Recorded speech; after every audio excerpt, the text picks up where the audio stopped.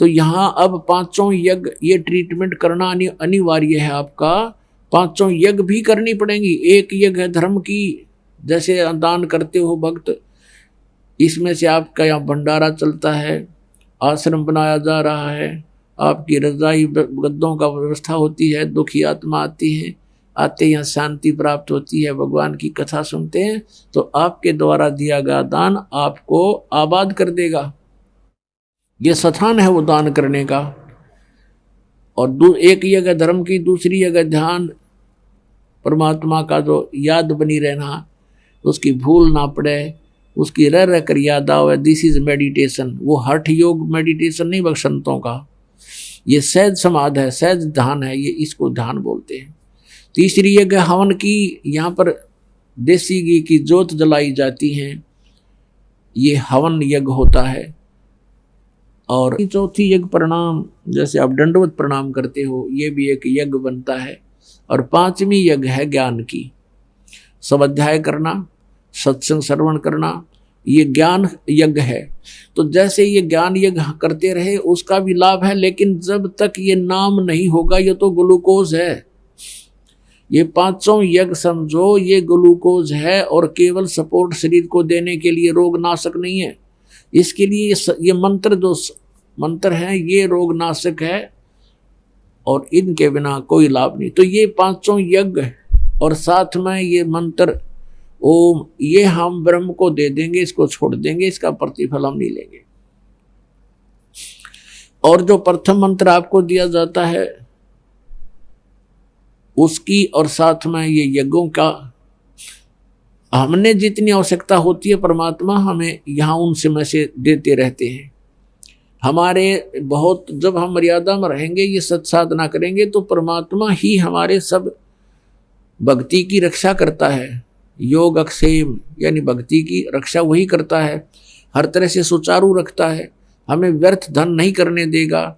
हम बेमतलब की डिमांड करेंगे, ये बना लें, वो बना लें, ये कर लें, अगर वो भक्ति चाहता है तो ये बकवास छोड़नी पड़ेगी, भगवान पर आश्रित होना पड़ेगा। जो परमात्मा दे करे वही ठीक होगा, हमारे हित में होगा।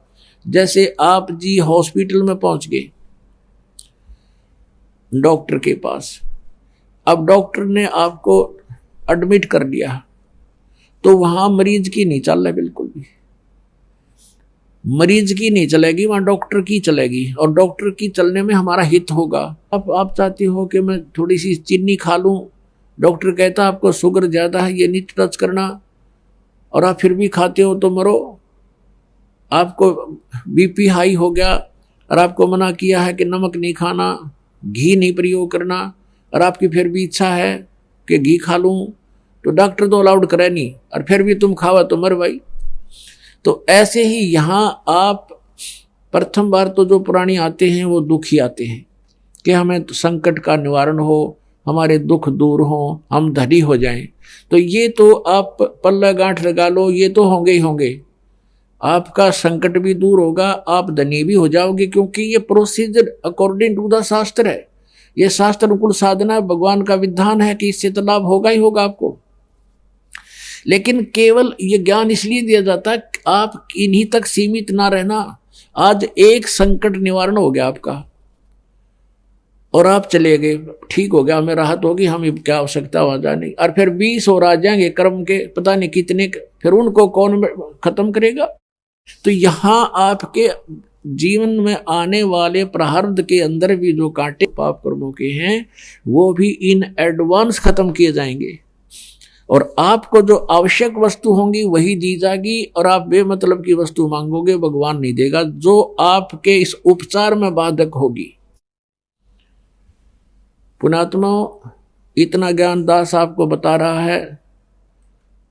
शाम को 3 घंटे सत्संग किया, वैसे भी 2-2 घंटे तकरीबन कोशिश करता हूं कि हर तरह से हर पहलू पर विचार देकर, क्योंकि प्रत्येक सत्संग में बच्चे बदलते रहते हैं, और पुण्यात्मा है वो लगातार रहते हैं उनके से, तो फिर पुण्य है ही नहीं किसी के, वो तो रंगे जाएंगे भगवान के रंग में। लेकिन जो थोड़ा समय प्राप्त होता है उनको भी दास चाहता कि सब तरह के मिश्रण साथ एक बार खिला दूं, ताकि इनको कुछ विश्वास दृढ़ हो। तो इतना ज्ञान दिया जाता है इसका उद्देश्य ये नहीं है, नहीं तो आपको नाम दे दो और तुम ऐसे करो, ठीक है, वो छोटे मोटे राज तो आपको मिल ही जाएंगे, लेकिन आप यहां दृढ़ नहीं हो सकते। ज्ञान के बिना आप यहां रुक नहीं सकते, और ज्ञान से ही आदमी को पता चलता है, आत्मा को, कि कौन सा अहित है और कौन सा हित है। आप यहां उद्देश्य लेकर ये आओ कि हमारा जन्म और मृत्यु का रोग कटे। ये रोग नहीं कटाती, छोटे मोटे रोग तो एक कट गया तड़के दूसरा शुरू हो जाएगा। अगर ये भगवान से दूर चले गए तो कल को और रोग हो जाएगा।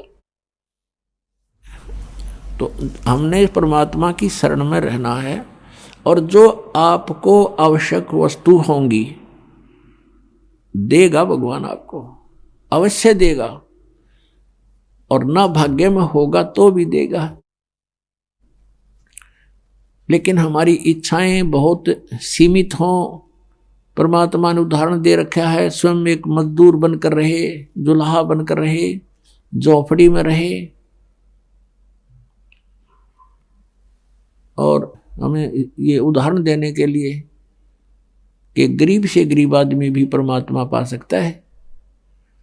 अब प्रसंग चल रहा है, वहीं उसी टॉपिक पर आते हैं कि अब हम त्रिकुटी पर पहुंच गए। त्रिकुटी पर पहुंचने के उपरांत अब उस सतनाम के 2 मंत्र हैं, उनमें से एक मंत्र का अकाउंट हमने त्रिकुटी पर देना है, तब हम आगे प्रस्थान कर सकते हैं, नहीं वहां से आगे नहीं जाने देगा ये। तो वहां परमात्मा आएंगे इस दास के रूप में, गुरु के रूप में, और जिस भी पुण्यात्मा की जैसी आस्था इस दास के प्रति आज बनी हुई है, तो त्रिकुटी पर भी ऐसी ही होगी।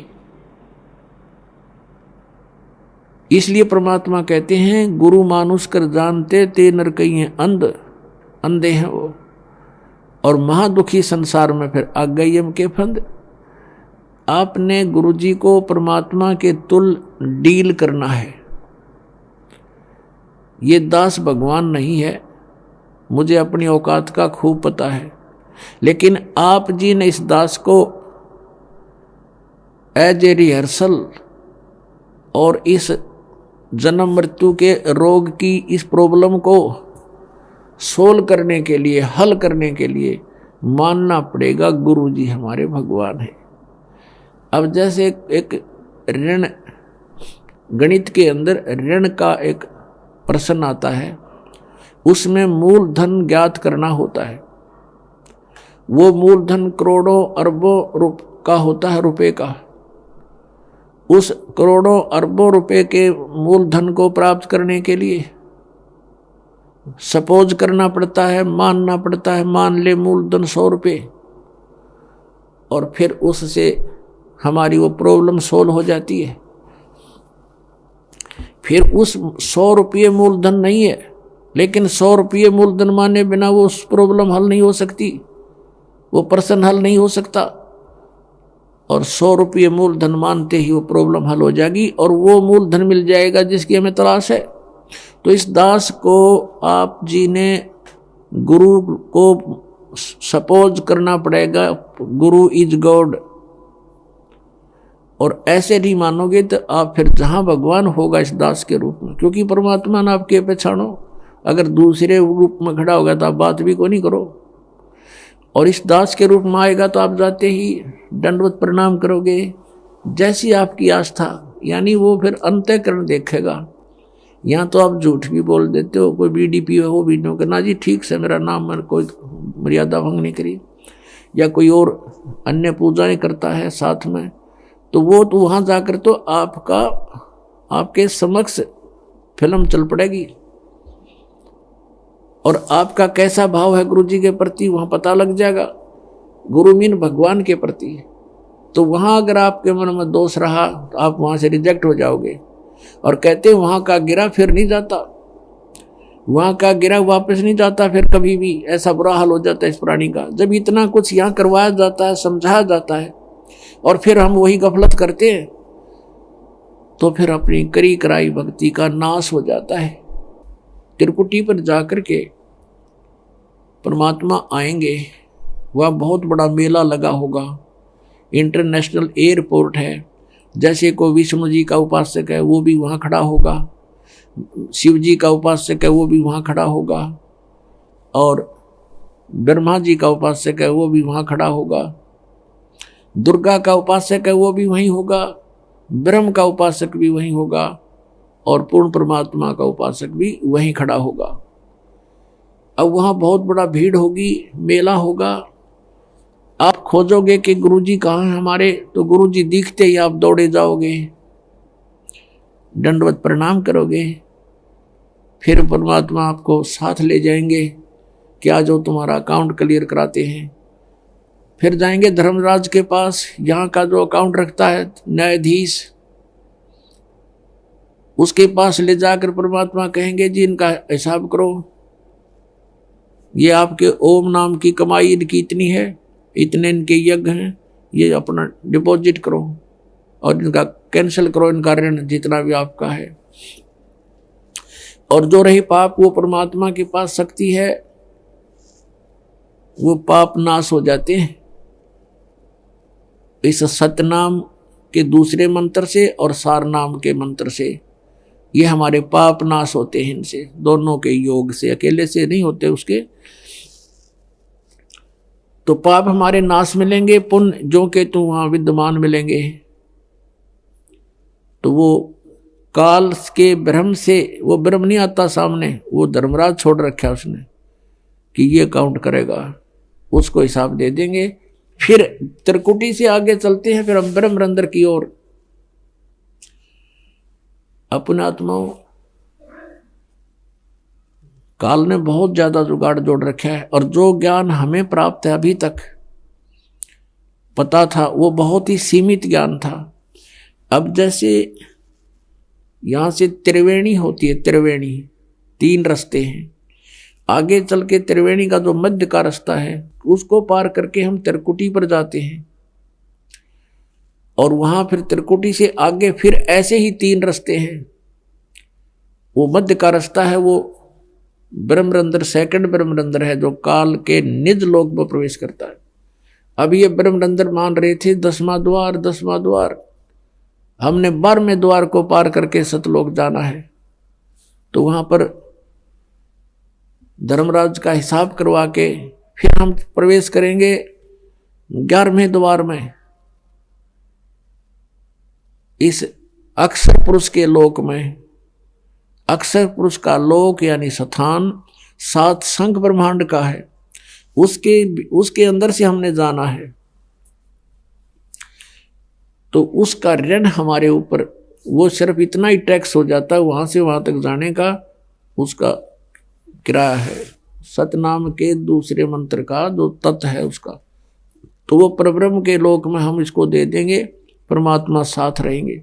फिर हम 12वें द्वार में जाएंगे, भवन गुफा पार करके,